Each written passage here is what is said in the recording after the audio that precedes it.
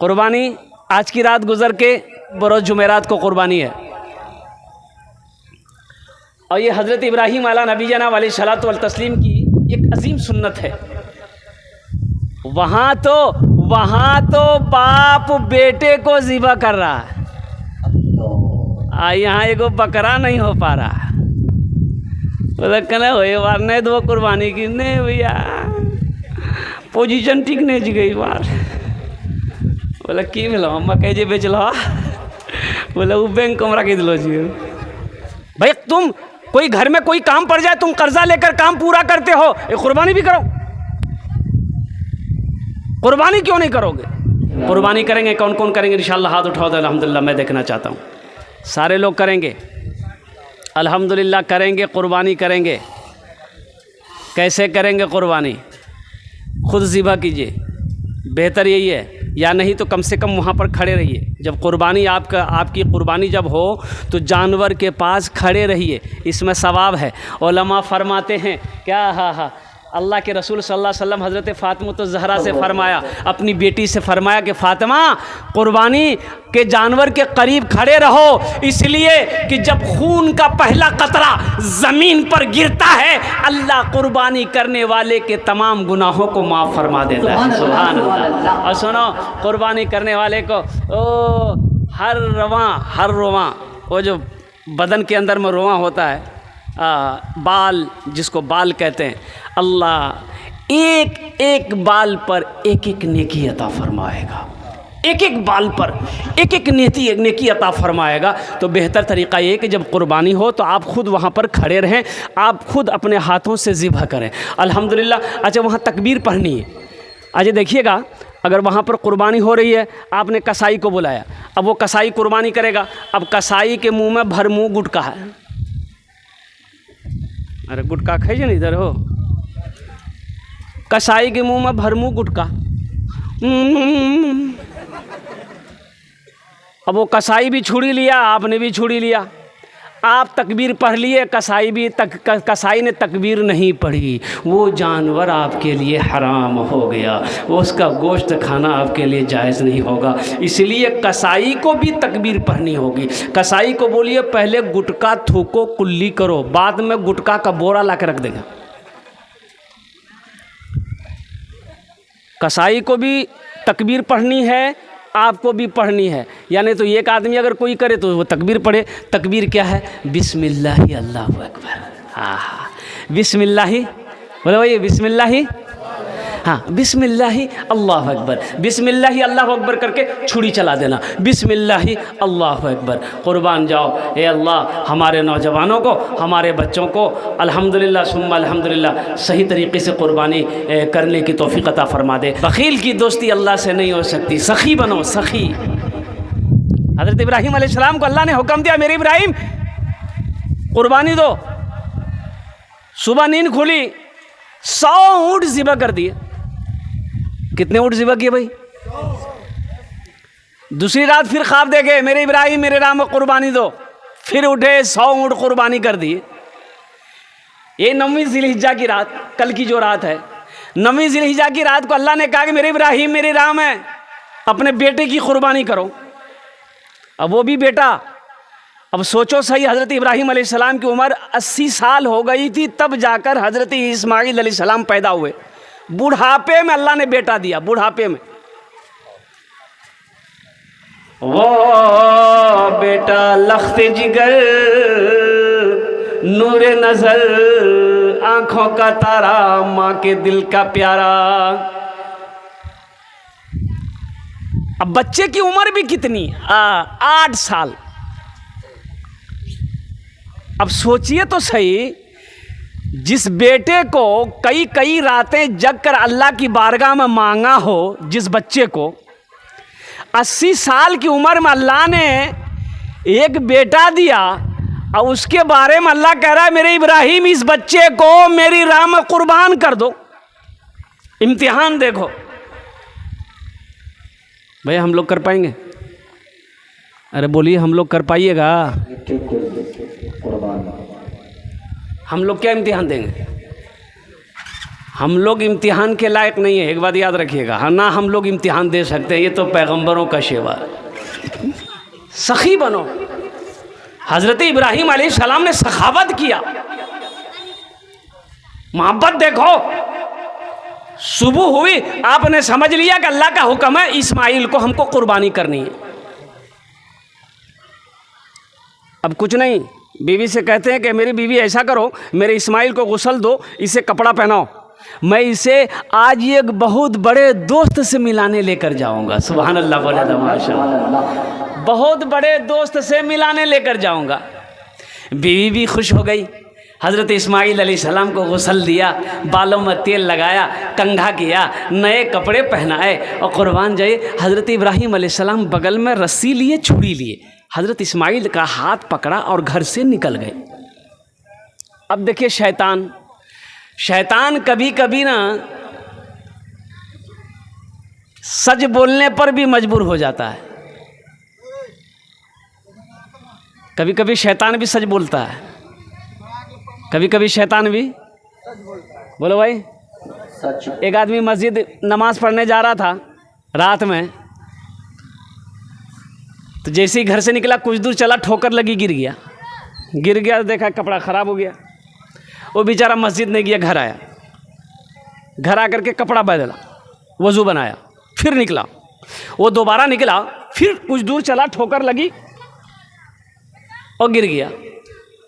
और गिरा, देखा फिर कपड़ा ख़राब हो गया, फिर लौटकर घर आया, कपड़ा चेंज किया दूसरी मर्तबा, और कपड़ा चेंज करके फिर तीसरी मर्तबा वो मस्जिद के लिए निकला। जब घर से जैसे ही निकला, देखा एक आदमी चिराग जलाकर खड़ा है। कौन है रे? वो चिराग की रोशनी दिखाते हुए आदमी चिराग लेके आगे, ये पीछे पीछे मस्जिद के दरवाजे तक पहुंचा दिया। वो आदमी मस्जिद के अंदर भी गया, नमाज पढ़ा, और नमाज पढ़ के जब निकला, देखा वही आदमी चिराग लेके खड़ा है। घर तक लाके छोड़ा। तो ये आदमी सोच रहे, भाई ये आदमी है कौन, हम तो नहीं पहचान रहे हैं, इन्होंने मेरी मदद करी है। तो पूछा आगे, भैया तो नाम की जाओ, तो के जाओ? बोला हमारा नाम है शैतान। बोले अरे शैतान तो नमाज से रोकता है, तुमने मेरी रहनुमाई की, तुमने मेरी मदद करी, तुम मुझे नमाज पढ़वाए, आखिर वजह क्या है? तो शैतान बोला कि सुनो, जब तुम पहली मर्तबा नमाज के लिए जा रहे थे, ठोकर लगी, गिर गए, वहाँ से आए, ठोकर लगी, गिर गए, अल्लाह ने तेरे गुनाहों को माफ़ कर दिया। सुभान अल्लाह। ठोकर लगी, गिर गए, अल्लाह तेरे गुनाहों को माफ़ कर दिया। दूसरी मर्तबा जब तुम नमाज के लिए जा रहे थे, फिर ठोकर लगी, गिर गए, अल्लाह तेरे गिरने की वजह से तेरे ख़ानदान के तमाम लोगों के गुनाहों को माफ़ कर दिया। और तीसरी मर्तबा जब तुम जा रहे थे, हमें डर था कि फिर तीसरी मर्तबा कहीं तुम गिर ना जाओ, तो अल्लाह ताला तुम्हारे पूरे मोहल्ले वाले के गुनाहों को माफ़ फरमा देगा। इसलिए हम नहीं चाहते थे कि तुम गिरो, तुम सही सलामत मस्जिद पहुँचो, नमाज पढ़कर नमाज का सवाब लो। ये शैतान बड़ा ज़िद्दी है। कभी कभी शैतान भी सच बोलने पर मजबूर हो जाता है। शैतान के पेट में दर्द हो गया, ये तो गज़ब हो जाएगा। इब्राहीम अगर अपने बेटे को कुर्बान कर देगा, ये तो गज़ब हो जाएगा। तो इंसानी शक्ल बुज़ुर्ग बना, वो इंसानी शक्ल बनकर हज़रत हाजरा के पास आया। हज़रत हाजरा कौन थी भाई? हज़रत हाजरा कौन थी पता है? ये हज़रत इब्राहीम अलैहिस्सलाम की बीवी थी।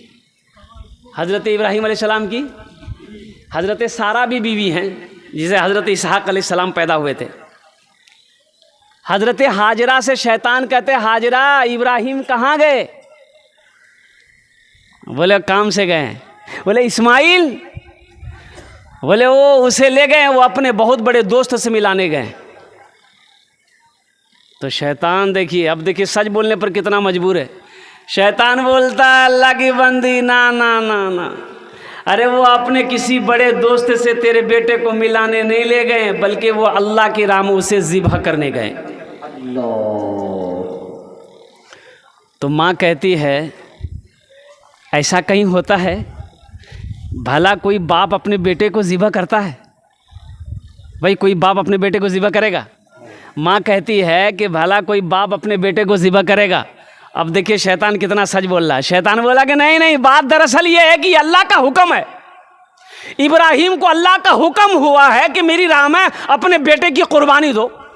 तो हज़रत हाजरा कहती हैं कि जब अल्लाह का हुक्म हुआ है तो एक इस्माइल तो क्या, अगर मेरा 70 इस्माइल होता तो अल्लाह की राह में कुर्बान कर देती। सुभान अल्लाह, सुभान अल्लाह। एक इस्माइल तो क्या, मेरा 70 इस्माइल होता अल्लाह की राह में मैं कुर्बान कर देती। और कुर्बान जाओ, शैतान पेट पकड़ कर मरोड़ कर वहीं पर बैठ गया। क्या है इब्राहिम, मैं रोक ना सका। शैतान तो चाल चला था कि माँ को बताएंगे तो ये दौड़ती हुई जाएगी, इब्राहिम को लौटा कर लेकर आएगी, बेटे को कुर्बान करने नहीं देगी। तो माँ कहती है, ए इब्राहिम आपने ये क्या कर दिया, मुझे बताया क्यों नहीं आपने कि अल्लाह का हुक्म है इस्माइल को कुर्बान करना है। आपने क्या समझा कि आप मुझे कह देंगे तो मैं आपको कुर्बानी करने ले जाने के लिए इस्माइल को नहीं दूंगी, मैं आपको रोकूंगी, मैं आपको रोकूंगी, मैं आपको मना करूंगी। ए इब्राहिम आप मुझे बता देते तो मैं भी आपके साथ चलती, आप मेरे बेटे को कुर्बान करते, मैं झोली फैला कर रब की बारगाह में दुआ करती कि मौला ये मेरा बेटा इस्माइल है, इसके कुर्बानी को अपनी बारगाह में कबूल फरमा ले। ये मेरा बेटा इस्माइल है, इसकी कुर्बानी को अपनी बारगाह में कबूल फरमा ले। तो कुर्बान जाओ। अल्लाह अच्छा देखिएगा, कुर्बान जाइए। ये अल्लाह को तो इम्तिहान लेना था ना। बाप बेटे की गुफ्तगू कुरान पढ़ो, कुरान में है। बाप कहता कि बेटा इस्माइल अल्लाह का हुक्म है, मैं तुम्हें ज़िबा करूँगा, तुम तैयार हो? तो बेटा कहता है कि अब्बा जब ये अब अल्लाह का हुक्म है तो इसमें देरी मत कीजिए, आप जितना जल्दी हो सके हमको ज़िबा कीजिए, कुर्बान कीजिए, आप देरी मत कीजिए। और अब्बा हुजूर ये मेरे इन हाथों को ना बांध दीजिएगा, मेरे हाथों को बांध दीजिएगा, कहीं ऐसा ना हो कि उस वक्त मैं अपने हाथों को हिलाऊं और आपको ज़िबा करने में कोई परेशानी हो। और अब्बा हुजूर मुझे पेट के बल लिटाइएगा, कहीं ऐसा ना हो अगर सीधे अगर आप मुझे ज़िबा करेंगे मेरे चेहरे देखकर आपको रहम आ जाए, आपका हाथ ना चले। अब्बा हुजूर मुझे पेट के बल लिटाइएगा, मेरी गर्दन में तेज़ी के साथ छुरी चला दीजिएगा, अल्लाह का हुक्म है, अल्लाह का हुक्म है। बाप बेटे की कुर्बानी का ये वाक़या कुरान में अल्लाह ने दर्ज फरमाया है। मुअज़्ज़ज़ सामिन किराम, बेटे को बाप लिटाया हुआ है, छुरी चला रहे हैं, छुरी है कि काट नहीं रही। सोचो, छुरी तेज़ है, ये छुरी तेज़ है, छुरी तेज़ है। इब्राहिम अलैहिस्सलाम बेटे के गर्दन पे छुरी चला रहे हैं, चमड़ा नहीं कट रहा। तो इब्राहिम अलैहिस्सलाम सोचे कि शायद ये छुरी बहुत आज गई हो, मारा पत्थर में, पत्थर दो टुकड़ा हो गया। सुभान अल्लाह बोले तो माशाअल्लाह। पत्थर में मारा, छुरी इतनी तेज थी कि पत्थर दो टुकड़ा हो गया, लेकिन इस्माइल के गर्दन पे छुरी चल नहीं रही है। इब्राहिम ने कहा कि ए छुरी तू चल क्यों नहीं रही है? तो छुरी ने कहा कि इब्राहिम आप अल्लाह के खलील हैं, वो जलील का हुक्म है, चलना नहीं है। सुभान अल्लाह बोला माशाअल्लाह। जलील का हुक्म है, चलना नहीं है। खलील कह रहा है चलो, तो मैं जलील की मानूं कि खलील की मानूं? कुर्बान जाओ। अल्लाह ने मना कर दिया था, हुक्म दे दिया था छुरी को कि छुरी सुनो, मेरा इब्राहिम चलाएगा तुम्हें, लेकिन चमड़ी ना कटे।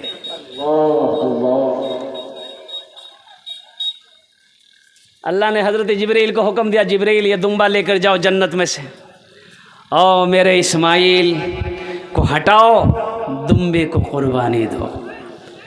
और दुम्बा तो यहाँ नहीं मिलता, अरब ममालिक आप जाएंगे वहाँ पर दुम्बा मिलता है।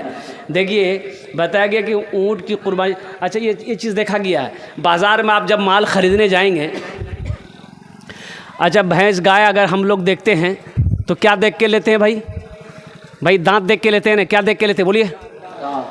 बोले दांत लोच गए हो। और कितना बेचने वाला वो बेचना है, उनको बेचारे को मजबूरी हो, कहे हाँ दांत लोच गए। बोले कहाँ दांत नहीं छे? बोले नहीं उम्र बहुत छिके, दांत नहीं निकल लो छे अभी। तो दांत कहिया निकलते? भाई उसकी बातों पे एतबार नहीं करना। ये दांत निशानी है कि जब माल जानवर का 2 साल उम्र हो जाएगी तो दांत निकलेगा, ये उसकी पहचान है। और एक बात याद रखिएगा, 2 साल से कम दिन होंगे तो कुर्बानी उसकी नहीं होगी। उम्र अगर 2 साल से कम, ऊँट 5 साल, ऊँट की उम्र कई साल होना चाहिए बोलिए? और गाय और भैंस की उम्र कम से कम 2 साल। कितने साल? 2 साल। और बकरा बकरी की उम्र 1 साल, बकरा और बकरी की उम्र 1 साल। और जो दुम्बा है ना, अगर वो फरवा है, तरोताज़ा है, तो 6 महीना का भी है, लेकिन लगता है, देखने में लगता है कि ये साल भर का होगा, तो वो 6 महीने का दुम्बा भी अल्हम्दुलिल्लाह सुम्मा अल्हम्दुलिल्लाह उसकी कुर्बानी जायज़ है। लेकिन यहाँ दुम्बा नहीं पाया जाता है। ए अल्लाह, हमारे नौजवान, हमारे बच्चे, हमारे बुज़ुर्ग यहाँ पर बैठे हैं, या अल्लाह हम सबको इस अज़ीम सुन्नत हज़रत इब्राहीम अला नबी जाना वाली सलात वल तस्लीम की अज़ीम सुन्नत को हम सबको अदा करने की तौफ़ीक़ अता फरमा दे। आमीन बोले अल्हम्दुलिल्लाह। आज़माइश तो पैगंबरों ने दी, इम्तिहान तो पैगंबरों ने दिया। हम लोग पैगंबर, हम लोग इम्तिहान के लायक नहीं है, आजमाइश के लायक नहीं। ये अल्लाह हम तमामियों को, ये अल्लाह हर इम्तिहान से, हर आजमाइश से हम सब की हिफाजत फरमा। आमीन बोला था अल्हम्दुलिल्लाह।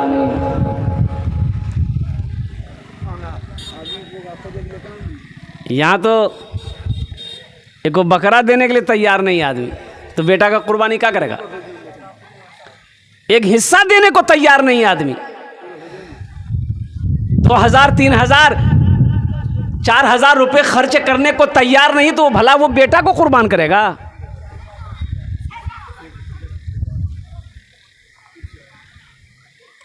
सखी बनो। बखील की दोस्ती अल्लाह से नहीं हो सकती। बखील की दोस्ती अल्लाह से नहीं हो सकती। अच्छा, बखील जाने हो ना? नहीं, बखील नहीं जानते हे? देख रहे हो, अगर बखीला के बखीलर 4 क्वालिटी है। क्या क्वालिटी है बोलिए? बखील कितना हुआ भाई? कितना हुआ बोलो ना? कंजर, कंजूस, मक्खी चूस। अब तक एक ही जान लिया। ये सबसे लो क्वालिटी है, मक्खी चूस।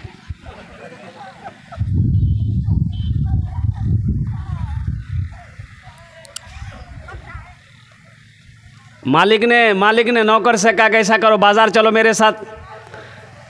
मालिक बड़ा बखील था, बड़ा कंजूस था। वो नौकर मालिक के साथ आगे मालिक के पीछे पीछे नौकर जा रहा है। आगे जाकर मालिक ने 1 रुपये का मूंगफली लिया। भाई 1 रुपये का मूंगफली लिया मालिक ने। अब मालिक मूंगफली छिल के खा रहा था, एक दाना गिर गया। एक दाना गिरा तो नौकर से बोला उठा ले। तो नौकर ने एक दाना उठाया, मालिक बोला खा ले। नौकर खा लिया तो मालिक बोला मेरे साथ रहोगे तो ऐसे ही ऐश करते रहोगे। ये बखीली है। और बखील आया और भुट्टा बेचा, मकई बेचा, बाजार से मकई बेचकर 35,000 रुपये लाकर बीवी को दिया। अलमारी में रखी है, बीवी ली पैसा अलमारी में रख दी। अच्छा, चोर जो है बाजार से ही लग गया था पीछे में कि 35,000 का मकई बेचा है, ये पैसा हमको किसी तरह लेना है। वो चोर इसके साथ साथ पीछे पीछे करता हुआ इसके बस्ती तक आ गया। बोले वो रंग पूरे रोज गए, कौन टा गली में घर जगह देखा, कौन गली में घुसा, चोर देख लिया, देखा ये आंगन है, यही घर है। अच्छा, बीवी को बुलाया, बोले पुत की माया 35,000 टका रखे थे अलमारी में, रखे थे अलमारी में। बीवी ली, चाबी ली, अलमारी खोली, 35,000 रुपये रख दी। ये चोर रात में आया, रात के सन्नाटे में आया, दीवार को काटा, अंदर घुसा। जिस अलमारी में रखा हुआ था पैसा, वो अलमारी में लिखा हुआ था ऊपर में हाजा मिन फजले रब्बी, ये मेरे रब का फजल है। भाई स्टिकर मिलता है ना, कुरान की आयत लिखी रहती है हाजा मिन फजले रब्बी, बहुत कुछ लिखाते हैं लोग, लिखते हैं लोग, स्टिकर लगा हुआ था हाजा मिन फजले रब्बी, ये मेरे रब का फजल है। चोर बड़ा होशियार था, बड़ा चालाक था, अलमारी खोला, पैसा सब निकाल लिया, हाजा मिन फजले रब्बी का स्टिकर तो छोड़ा करके इन्नल्लाह माअस साबिरीन लिख करके चिपका दिया। झमेले ख़त्म भैले से पाक के एक मतलब एक शेर सुना दो इंशाल्लाह। सुनेंगे भाई? ये मेरा पहला जलसा होगा जो इतने कम मजमे में हम खड़े हुए, बारिश की वजह से, नहीं तो मजमा अल्हम्दुलिल्लाह ये रंगपुरा की सरज़मीन है जहाँ मैंने देखा है कि कम से कम तो 20, 25, 30 हज़ार आदमी से कम का मजमा नहीं होता। रंगपुरा की सरज़मीन पे जब भी जलसा होता है, खैर मजमा कम है लेकिन मजमे के अंदर में दम है। अल्लाह की बारगाह में दुआ करें मौला हमारे बैठने को कबूल फरमा ले, आमीन बोले अल्हम्दुलिल्लाह। बस एक मतला एक शेर। रहमत के बरसते हैं, रहमत के बरसते हैं अनवार मदीने में, अनवार मदीने में। रहमत के बरसते हैं अनवार मदीने में, अनवार मदीने में। रहमत के बरसते हैं, रहमत के बरसते हैं अनवार मदीने में। रहते हैं दो आलम के सरकार मदीने में, रहते हैं दो आलम के सरकार मदीने में, रहते हैं दो आलम के सरकार मदीने में। मुमकिन है गुनहगारों तकदीर बदल जाए। मदीना कौन कौन जाएंगे इंशाल्लाह? माशाअल्लाह, सबसे पहले इंशाअल्लाह 5 लाख का खर्चा करे पड़ता हूँ। हाँ तो 5 लाख क्या, अगर 10 लाख भी खर्चा करना पड़े, जो दीवाने मुस्तफ़ा है वो तो देख कर रहेगा। अल्हम्दुलिल्लाह सुम्मा अल्हम्दुलिल्लाह, कोई मुश्किल नहीं है। ये हज में 4 से 5 लाख रुपए खर्च हो रहे हैं। अगर आप उम्रा करने जाना चाह रहे हैं अल्हम्दुलिल्लाह तो 1 लाख रुपए में भी उम्रा हो सकता है। अब मदीने पाक का रोज़ा अनवर का ज़ियारत कर सकते हैं और खाने काबा का तवाफ़ कर सकते हैं अल्हम्दुलिल्लाह। और देखिए हम गरीब ज़रूर हैं, हम कहते हैं मेरे पास उतने पैसे नहीं हैं कि हम हज कर सके। भाई हज फ़र्ज़ उसके ऊपर में जिसको अल्लाह ने दौलत दिया, माल दिया है। गरीब पर हज फ़र्ज़ नहीं है। हम गरीब ज़रूर हैं लेकिन इरादा तो कर सकते हैं भाई, इरादा तो कर सकते हैं। इरादा करना हमारा काम है, ले जाना अल्लाह का काम है। इरादा करने में क्या जाता है? हाँ भाई इरादा इंशाल्लाह हज करेंगे, इंशाल्लाह हम उम्रा करेंगे। इरादा रखो इंशाल्लाह, नेक इरादा रखो, नेक इरादा रखो इंशाल्लाह। ना जाने कब तकदीर अल्लाह बदल दे, कब मदीने की हवा आ जाए बदन को छू ले और कुर्बान जाओ। अल्लाह गैबी निज़ाम चलाएगा, गैबी मदद करेगा अल्लाह पाक। इंशाल्लाह हिंदुस्तान से उड़कर मदीना पहुँच जाओ। मुमकिन है गुनहगारों तकदीर बदल जाए, तकदीर बदल जाए। मुमकिन है गुनहगारों तकदीर बदल जाए। मुमकिन है गुनहगारों, मुमकिन है गुनहगारों तकदीर बदल जाए। जाकर तो ज़रा देखो एक बार मदीने में, जाकर तो ज़रा देखो एक बार मदीने में। रहमत के बरसते हैं अनवार मदीने में, रहते हैं दो आलमों के